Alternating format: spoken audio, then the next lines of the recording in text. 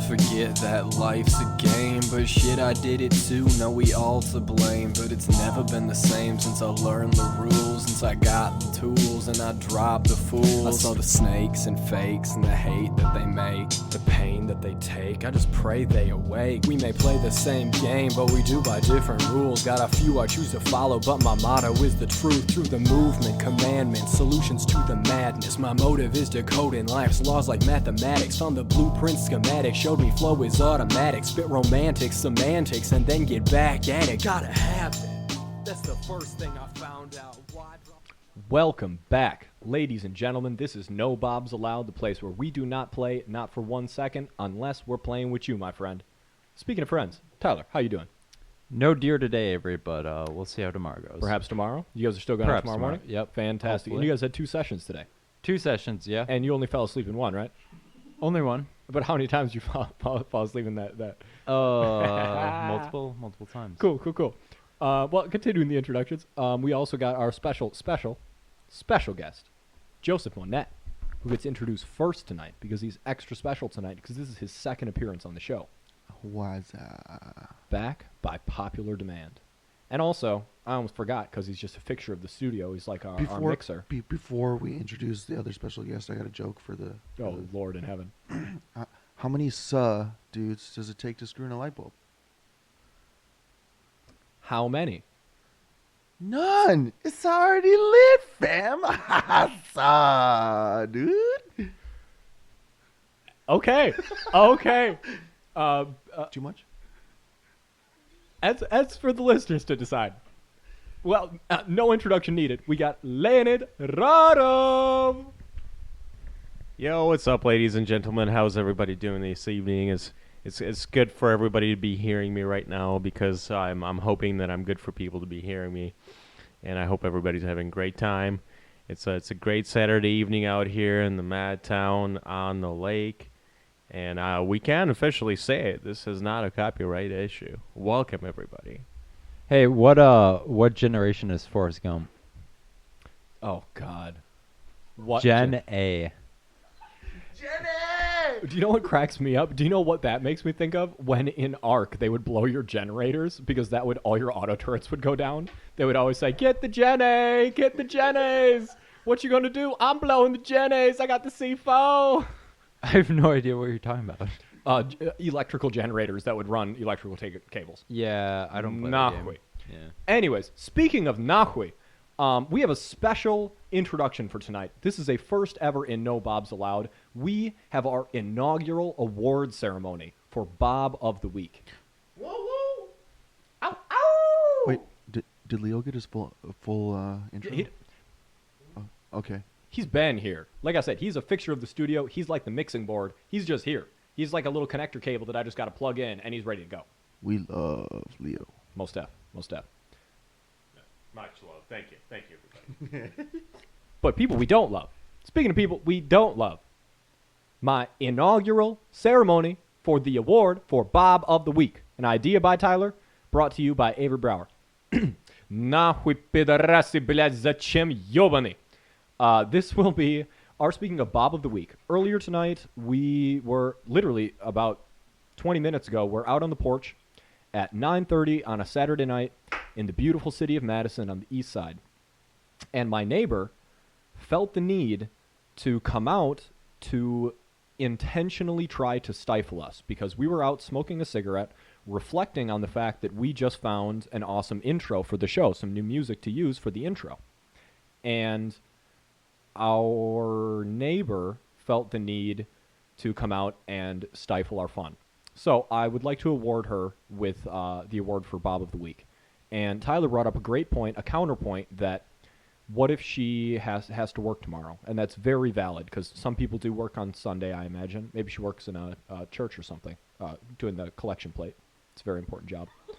And she needs her beauty rest. Not that she wasn't beautiful, because she looked nice. All in black, though. It was dark, but she looked nice.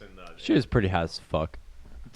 No disrespect at all, except exclusively for the fact that she wanted to take the time out of her day to slap us down, to make us feel like us having a good time was offensive to her.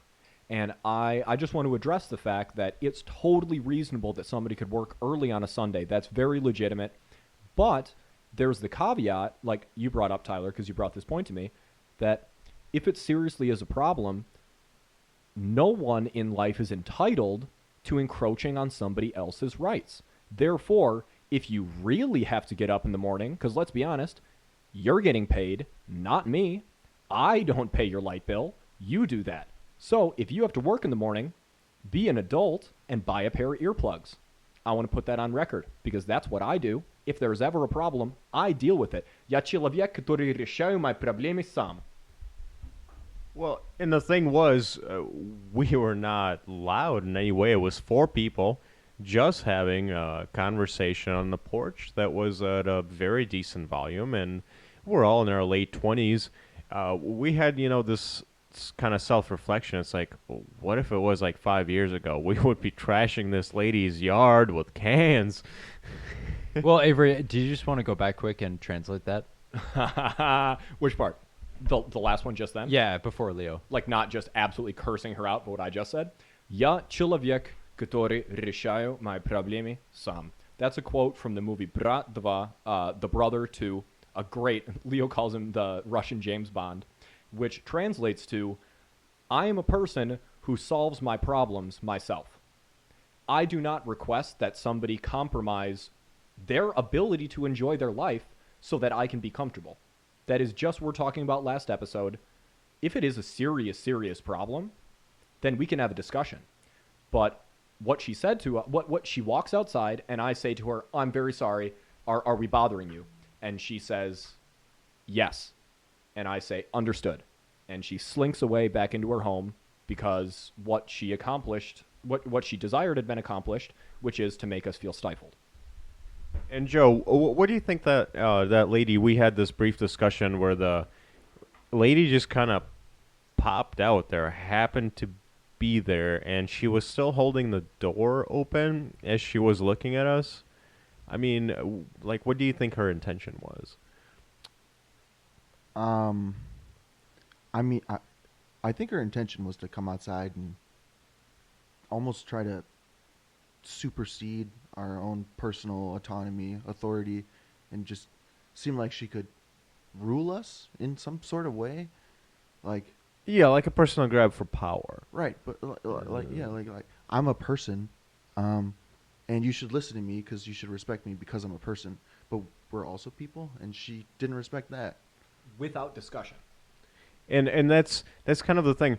I recently had this experience as I was hanging out with Hooters at Avery, and so it's the end of the night, and this is, I don't know, what is it, Tuesday? I think it was Tuesday last week, and we had a great time. I mean, we're talking with Nicole. I've known her for like over a year now. I'm the bartender. I'm there at Hooters. We're sitting at the bar, and it's 9 o'clock because it's COVID. And obviously closing time and like, it's funny. You always have motherfuckers acting goofy at closing time. So it doesn't matter if it's 1 o'clock or 9. It's about the same thing. So to the left of us, about 10 feet away, there's a dude that throws a fry at a Hooters girl that's across the bar. Like, literally tosses a fry at her. And the second we see this guy, like, Avery and I just look at this guy directly, and it's like, that is a Bob. And then we call him a pidaras, which is, I'm not going to translate it, but if you know Russian, you will understand. I will translate it for Tyler and Joe later on. It's an abuse. It's abuse. But yeah, basically a guy tosses a fry at a Hooters waiters across the bar, and it takes me back straight up to like 3rd grade when you didn't know how to communicate with girls yet. So like you can't just go up. You literally can't get off your seat, and you're kind of drunk. You're feeling good. You can't walk around the bar and approach him and be like, hi, how's it going? My name is so-and-so, and then go from there. Instead, your only way to act out, to communicate, is to act out, to go through that, like, 3rd grade level of shit. Have a tantrum. Tantrum. So, that is our segment for tonight, our brand new, never-before-seen segment of Bob of the Week. So we have our runner-up, Bob of the Week, which is Fryman, who cannot even talk to a woman on an even footing, so he has to make a joke about it, because he couldn't be seriously trying to speak with her because he doesn't have enough value in his own eyes. And that's some Bob of shit. But we also have the absolute winner, uncontested, of Bob of the Week, which I'm not making any serious problems with this woman. We went inside, and we were respectful. However, I'm not simply going to comply to her wishes because it's self-evident, because it's certainly not. We are equal people. If she explained to me the reason why we're infringing on her rights, I would feel much differently. However, the moment I told her that it was understood what she was trying to communicate, she just slunk back in, defeated, because she did not affect our ability to produce enjoyment. So, I had to get that off my brain, because otherwise I would be seething about it. I'd be steaming, even, as we learned in Berlin, which is a great South London term for being absolutely over the top. Steaming. I was steaming for a minute. That's why I had to go on this rant about it and give her the award for Bob of the Week, which now there will be one of every week, because she has created a new genre. So I would say hats off to her for creating that new segment of the show. We're very grateful. That being said, let's get back to our regular programming, which is the welcoming of Joe for his second episode by popular demand. Do you want to do a quick recap of how you feel about the show now that you're part of No Bob's Allowed family? How you feel? Welcome. Well, thank you all very much. I love you all. Leo, you're definitely a new person in my family, and I really like that you're in my family, because when I interact with Avery and Tyler, to me, I have to hold any punches. I don't really have to bite my tongue. Sometimes I do that myself, just because I don't necessarily know how I feel about the thing that I'm going to say myself. But I don't feel like I hold punches with you, Leo, and it's nice. I can say something that I may or may not mean in the time being, but you'll take it how you take it, and you'll give me honest feedback, so I can actually learn something. I appreciate that very much. That this is what the No Bob's Allowed is, man, and this, as I was mentioning, talking about Tyler in the previous episode, it's I can just fall into that vibe with the people that Avery knows, even though I haven't had this background with you that we've had for the last 10 years. I've even found out that I've met you once back when I was, in my party days, but yeah, I didn't remember that, man. But yeah, definitely, and I mentioned that I think in the previous episode also, that it's harder to make meaningful, valuable connections with people when you get older. In fact, people in their 30s and 40s don't have a whole lot of people they even hang around. I mean, they make their neighbors as their best friends, because we all need people to be able to communicate with and to rely on and to depend on. And it's not always in the sense of resources or material shit, but it's as basic as just communication. Yeah, I absolutely agree. I think that being able to confide in someone, whether they're a new connection you've made or an old connection you have, is extremely important. I think it helps a person grow individually. I think it helps the person that they're confiding in grow too, because it gives them new limits to respect and exceed. I think that's a great way to grow, is by accepting people to be just equal with yourself. Yes, essentially. Yeah, yes, definitely. And it's as you get older, also you don't have as much energy to spend. So it's I don't have a whole lot of energy to invest. I don't have time to start knowing somebody else for another 4 to 5 years before I become comfortable with them. So I think we as humans need to be able to rely on the experiences of other people. That's how we become like transcendent. That's like that's probably what about that's I mean that rhymes with me. That's what being a Bob is you can't transcend. You just get so caught up. You're just a Bob, and if you can't open yourself to trust in certain experiences that eventually do lead you in towards different experiences Yeah. and And for the record, just on an aside, because you said transcendent, in Ark, the derivation of Bob, there is an ascension cave that you need high level gear to pass, and so there literally is a distinction between Bobs and the ascended ones, which are those who have gone through the ascension cave and have achieved one of the most difficult things in the game. So that's very interesting that you bring up the idea of transcendence, because that is exactly what Bobs don't have. They live on the beach. We have passed through the ascension cave and have seen the world from a third-person perspective, and now can dilate our perceptions. never thought of it this way. It's something new and enlightening to me. Revelatory. All right, in any case, let's move on to... I do have one more thing Hell to say. yes. I would like to add to what Leo said. I mean, I said earlier what I said was like appreciating a connection that you can make with anyone is fantastic. That doesn't always necessarily mean that any relationship will be long lasting. I've heard the phrase, I just had how it exactly went, but I kind of forgot. I'll think about all the beach romances that you've experienced. Like as a kid, you get taken out to a vacation. You end up like hanging out with some girl like when you're 11 or whatever, 12. It's like, but you've had the best time, and yet that person still remains with you. Right. Like I still remember dancing with a girl when I was 10 years old, and I will always remember her. It's one of the best vacations I'll ever have, man. Best experiences. But that's not to just that, a girl is just an example of mine. It's just because I'm kind of like a deeply passionate, like romantic person. But essentially anybody. It's It's hard to make new old friends. That's the phrase. You can make new friends, but how sentimental will they actually be to you? Will they even be as strong as the memory of like that dance you had? exactly. And would they even care to remember what your name was tomorrow or next day? Fuck if I know.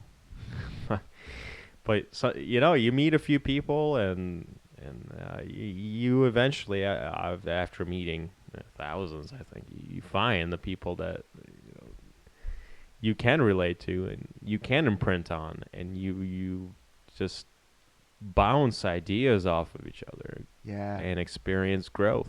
They stick and stand. Anything else you want to cover, Joe, before we give the floor over to Tyler? No, I really just wanted to put Yeah. what Leo explained to me kind of in a way that I also understood it. Yeah, and my only other question would be, do you want any more backstory? Because there's so much history of you, me, and Tyler. I don't think it's necessary, and I think it'll come out during the stories, but are there any, I don't know, key points of kind of like our relationship that have developed over the years? Because there's so much. I want to give you the floor if you want to mention any last things, because we'll hand it over to Tyler. Honestly, I think key points would have been times where we had tension in our relationship Totally. before we'd found like a place where we accept who we are and accept each other equally also. Because there have been times where we had differing ideas of enjoyment, and I wasn't a part of those all the time, or you weren't a part of those all the time, or Tyler wasn't even always a part of those. Like an instance between each individual relationship where it wasn't. I guess I can't say that for all of the instances, but there have been times where at least I know that I did not enjoy the experiences that you and Tyler were going through, and that's the only bit of backstory that I like to say, and Cool, and cool. that now I think it's cool to see how friendly, how much we confide in each other. Absolutely. I think this is a good time to move on to our later segment that is actually some proper programming led by Tyler. So take it away. AI, will they fully take over the waiter industry? KT Corp, a South Korean company, has released an AI robot, Aglio Kim. This is one of many AIs that have been coming out as a waiting alternative, especially during COVID. Now, before COVID, they were still coming out, so it raises the question, is this going to be the new alternative? Now, I will bring up this fact that this thing can deliver up to 4 tables at a time, and it can also carry up to 30 kilograms. So it is a very big alternative. But do we really want to take away that human connection, or is this something that we are able to say, okay, we'll step away from this and try this new alternative? So really, like AI servers, like no longer waiters and waitresses, but not only AI that can perform without failure, but can outperform humans. Nerd alert, R2D2 sending you your food. Seriously. The idea of it sounds really cool. It sounds awesome. It sounds futuristic. I like it. I'm gonna have some things to say about it. What do you think, Joe? Honestly, I'm a little afraid to talk about the ethical aspect of it because I don't want to step on anyone's feelings. But Don't even worry about it. well, yeah. This is no Bob's allowed. Anyone who's listening to this won't be offended. I hope so. Well, okay, I'll start with my take then. I'd be out of a job. Well, COVID got me out of a job anyways, so really, what's the difference? But in all seriousness, I've been a server for probably 3 years now, and if it can carry 30 kilograms, I can't do that. Like, and especially because it's a robot, it won't have tipping. Like, when it goes through, like, a curtain or something, that will not, psychologically, it won't affect it. Because for me, whenever I went through the curtain, there was this moment where it's like, oh, God, it's going to hit me in the face. Oh, God. And then it ran over my face, and I was like, thank God I didn't drop everything. But if it can carry more than me and do it with very minimal error, I had some errors over my years, spilled some iced tea on a dude's suit. Still remember it to this day. Shed that one single tear. You know what I'm saying? Was not pleasant. But if an AI can do that with perfect accuracy, I'm out of a job. So, although it is progress, it'd be rough. There's going to be a lot of unemployment because of that. Well, I have more to say, but that's kind of on the back end. And the AI doesn't care. It doesn't have any emotions. I mean, it might spill things on you. It'll just have like an error code, and then they're going to have to send out some text to repair.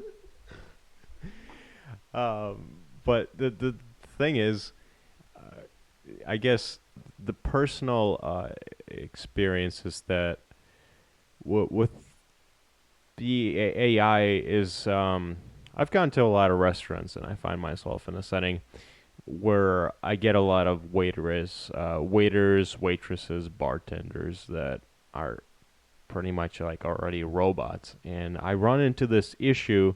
I'm totally talking out of my bob here, but I run into this issue of having to reprogram them. So it's like I already run into people that are already like running on an AI system, and they're like bobs. And I'm talking out of my bob right now. Totally 100%, but like they just feel and seem like bobs, and with some of them by the end of our evening, they seem genuine and nice because I approach them with that whole manner of just, you don't have to treat me like your regular typical asshole customer. I go to many different restaurants. I don't, the one I've been hanging around at as a regular is Hooters. And that's because I live next to one. I'm like 5 minutes away, so I'm there. But other than that, I show up at different ones. And I get these like AI programs, and they're kind of like bobs. I understand where you're coming from, Leo, and I guess I don't want to be the rare case, but like if a server comes up to you and they're not a bob, although I question what the ratio between Bob and not Bob is when it comes to servers, because a lot of them just kind of like go through the motions. I feel like maybe at more. Go ahead. Oh, the people that just go up to you with a very genuine smile, and they just genuinely care. They have just this level of emotion where they know that they're getting paid. They know that they're gonna get a tip. But they put in just the smallest amount of effort without making it sound like a greeter at Walmart. And that's where I come in, which is although I would be out of a job, so to speak, this wouldn't threaten me because I know that I can perform at a higher level than an AI ever could. So even if this became the standard in most restaurants, there would still be a niche market for people like me that give, oh wow, this is going to be a weird way to put it, but the girlfriend experience, like that make you feel something, that make you comfortable, that really make you feel like, because me as a bartender, when you're in my bar, you're my guest. I say I have a degree in psychology, but I'm not working in my field. I'm the poor man's psychologist. I'm selling liquor. Like, I'm giving people something that's much more than just the service that I'm providing. I'm giving them a connection, which really, in my opinion, is much more valuable than any food or commodity that can be provided, because it's spiritual, I would say. So that's why my take on it is that a lot of people I work with would be out of a job. And this would be a good impetus for them to step up their game, because otherwise AI will take over. So just to conclude, the other thing I would connect this to is the fact that in our lifetime, now that Tesla is producing self-driving cars, we're going to see one of the major positions for men in the United States to disappear, which is driver. Even you, Leo, you drive a lot for work. Imagine if an electric car was doing that for you. A lot of your work would be subsidized. I would want it. I would accept it because that would challenge me to do something else and something different.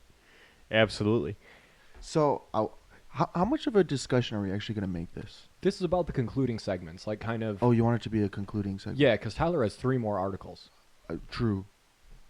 I mean... well, no, but give your full take, because I gave mine kind of the intro where it's like, I'd be out of a job, and then cutting to the chase where it's like, I wouldn't be out of a job because I know how to connect with people. And I would possibly be getting better service. But I don't know.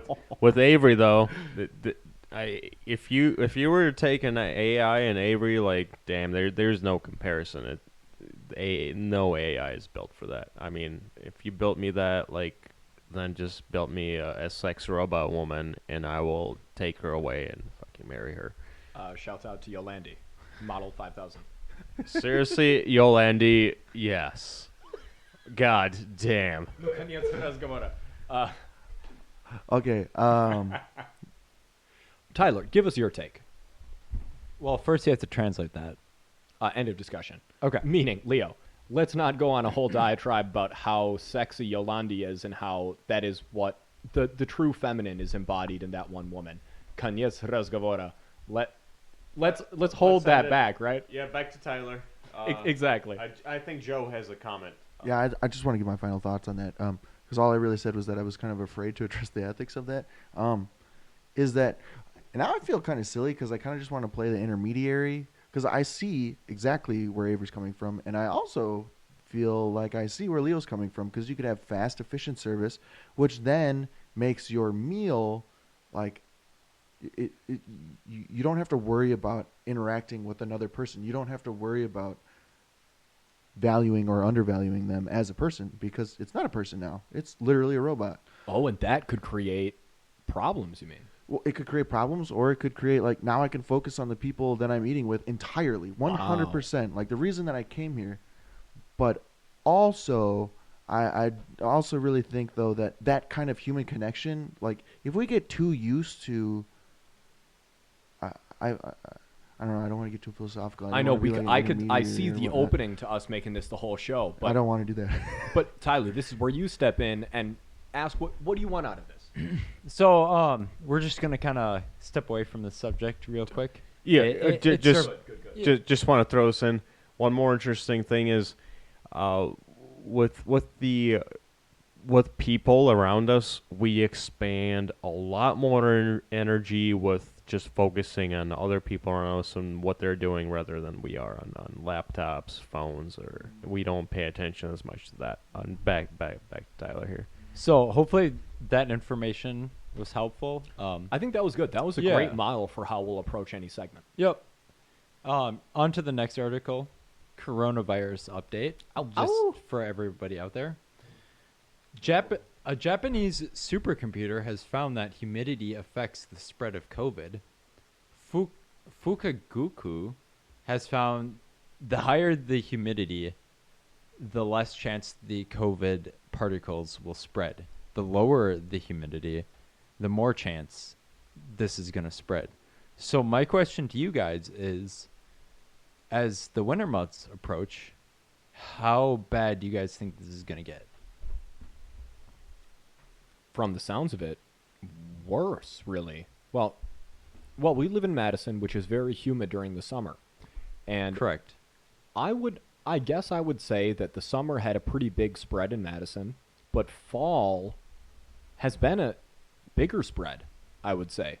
And if we're trusting the data from Japan, which is pretty credible, looking at the study, it's very credible, we should expect an increase. From just looking at last year's numbers, we should expect a very high spike in infected cases. And this should worry a lot of people because the more you expose yourself, especially in these colder months. Although, run a humidifier indoors. That's a great way to combat it. Because for me, I get bloody noses in the winter, so I generally run a humidifier in my apartment. I like to keep it humid. So this is kind of an opportunity for us to say to people, if you want to stop the spread of coronavirus, increase your humidity. Because there is this research that's showing that particle dispersion is a lot broader in dry conditions. Yeah, I was trying to rationalize the scientific information that Tyler gave me, and I was It's credible. I was trying to theorize and rationalize about things that I don't know that I wish that I believed that I knew. No so Kobo. No Kobo. No Kobo. But Joe, expand a little bit on what you mean by that. What I mean by that is I was like, okay, so I was going through the idea where I was in disbelief that if it were less humid, that the particles would travel so I'll give you better. some background. So if you look at kind of advanced physics, particle dynamics, the way I view it is this: in more humid conditions. Is it a true particle? Stop it! It's a wave and a particle. But electron jokes. Okay. Assume it's a particulate matter, like a small Microscopic. Exactly. So the way I look at it is this, and this probably is not fully correct. In humid conditions, there will be more water associated with that particle, so it will be heavier. So it'll be more likely to fall to the ground. And just in general, more water in the air, so it has more obstacles. Absolutely. While in dry conditions, there's not only less particles in the air for it to encounter, but it might be like imagine blowing flour versus wet flour. Right. It's dry flour is going to just explode. It's a straight shot for the coronavirus to shoot from my nose into your nose. Absolutely. Just like cocaine. Can you swap cocaine like that? Yeah. You just I generally put it into I've my never mouth and done then just cocaine. squirt it into a nose. That's generally how I live my life. We here at No Bob is Allowed do not accept the fact that drugs are okay. Yeah, I'm just boys. kidding. Give your fucking take on it, Joe. We Now can do you touch understand nostrils. the fluid dynamics? Are drugs okay? We're on No Bob's Loud. I take pharmaceuticals. Ibuprofen is what I rock, and that's what we approve on No Bob's Loud, obviously. This is what you call Not approved by in the No weeds, Bob's man. Loud. This is what you call in the weeds. We're way All right. in the weeds. Tyler, Let's get back on track, What's motherfuckers. the next topic here? Yeah, Tyler. Throw it in. bring All it right, back. so final article. Me and Avery had been talking a few weeks ago about online dating. Nice, dude. I'm glad we're doing the Bumble article. We are Oh, doing the damn. Bumble article. Dope. I don't have all the information in front of me right now. I got it right here. Do you? Okay. Yep. So we were talking, and Avery had told me, do not post any lyrics or any movie quotes or anything that is not something you can come up with, because it will throw the other person off. And to summarize this article, this is exactly what happened. A guy decided to post a Blink-182 quote, Josie, on his Bumble bio. I'm a huge Blink-182 fan. As am and I. I can reiterate this quote. And she doesn't get all mad when I hang out with the guys. Yeah.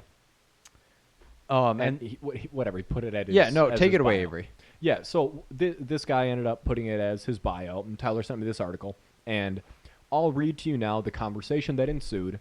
This is beginning with so it's Bumble, which is very relevant right now during COVID because that's becoming a great way that people are meeting each other when interactions are limited. So it's very relevant. I'm very glad you picked this article. So he puts in his bio, and she doesn't get all mad when I hang out with the guys, which Josie, Dude Ranch, fantastic album. One of the best albums. Oh, yeah, like the original, like back when it's like very kind of 1999 punk, like in the beginning, like still I would very say pop raw. punk. Of course, you it's know. Blink. Yeah. But like more on the punk side of like kind of grungy, like Yeah. kind of like underproduced, like kind of, hey, we just recorded this, let's put it out. Very much like No Bob's Loud. Absolutely. Yeah. So here is the dialogue. And I'm going to go through it slowly, one message at a time. Well, how about this? I'm going to read the entire thing, and then we can reiterate it. This is the female. Like I said, it's Bumble, so the female's beginning. I'm going to do equal voices for both. Have you ever considered that time with the guys is sometimes, in fact, a cover for bullshit, and the way to make a woman comfortable is for her to meet these guys at some point? And then the guy says to her, any woman I date is welcome to hang around my friends at any point. I typically welcome it once we get past the initial stage of getting to know each other. Then why has it been such a issue that you put it in your profile? And he says, it's a quote from a Blink 182 song, Lamau. Wait, really? Which one? And he says, Josie, period. So I here's see it now. Okay, defend women mode excited. And that's the end of the thread. So here's my question to you guys. What do you think of posting either movie quotes or lyrics? Well, can I take a moment to reflect on, because I had very strong feelings about Yeah, the okay, beginning yeah. here. So this is my take on it, abstracted away from movie quotes or anything, in the way that it begins, that, of course, the woman's making herself vulnerable here by talking to you first, and she says, have you ever considered that time with the guys is in fact a cover for bullshit? Let's look at that from the woman's perspective and the man's perspective. From a woman's perspective, absolutely. She doesn't know the quote. She's taking it as, if you say that I need to respect your time with the guys, you might be off, like, doing some shady shit. Like, saying, like, yeah, we've all done this. Yeah, I'm sleeping over at my buddy's house. And he tells his parents, yeah, I'm sleeping over at my buddy's house when you're out doing dirt. So I get her perspective on that. And she goes on to say, and the way to make a woman feel comfortable is for her to meet these guys at some point. So from her perspective, she's kind of concerned that this guy might be trying to do some behind-the-scenes sketchiness, and she wants to meet his friends so that she can feel comfortable.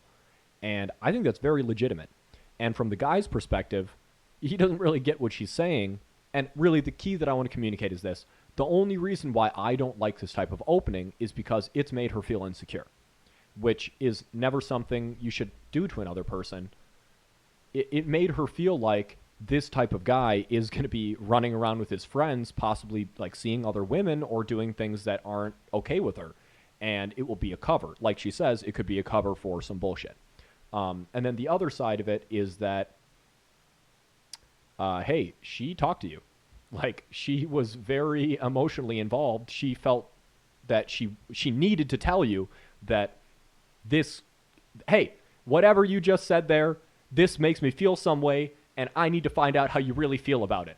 And that's kind of cool, because that starts a conversation, but you could have done it better because it could have not made her feel insecure, because if you want to affect somebody's emotions, you can do it negatively or positively, and he did it in a negative way, but it ended up okay, but he could have done it in a positive way. That brings me back to my original question, though, because that all ties into, can you handle that sort of intellectual mentality where you can truly understand where the person is coming from if you were to take someone's lyric or movie quote? You got to be ready for the consequences. If you use something that's not yours to express your feelings, you better have a really good explanation when somebody breaks your balls about it, because they're going to see whether it's truly authentic. And if it's not, do not associate yourself with something that you don't understand the implications of. That's what I mean. Let's see what the other guys have to say. So you better make it yours. If it's not yours, and you take ownership of it, and you make it yours, and you act upon it, you better be ready for that. And Joe? Actually, I'm sort of curious about the idea of whether or not you can have, I guess, the freedom to say that without being immediately condemned to being suspect for that kind of behavior. Why would you even like allow that kind of behavior? Which, if someone's going to question you like that, be like, okay, you don't trust me. So it kind of brings us back to the root of it here, which is, should he have put this on his profile as a way to spark an interaction? And I think you're looking at it in one way where my interpretation of what you're saying is that he shouldn't have, because it made him not comfortable. Like, it was something that didn't come from him, so he wasn't sure how to respond. That's fair. I would agree with that. I think that, like, as you said, it was almost like a projection. He was using that to project his emotions on, like saying, like, I understand this lyric. I understand this. It's relatable to me, so I feel like I can share it, and you'll know what I mean.